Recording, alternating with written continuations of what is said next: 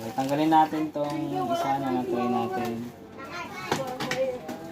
Tapos, salpak natin yung isa din. Okay. So, importante itong coin slot tester natin. Kailangan may ganito kayo guys.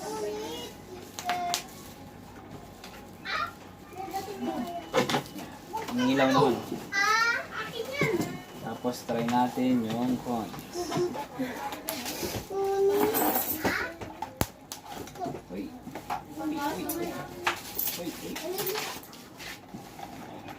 Ayun, ang galing ng gusto ni Noo ah.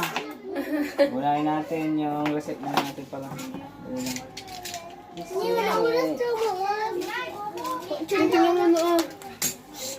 Unahin natin yung piso. Ayan, tama, 1 pulse, 2 pulse.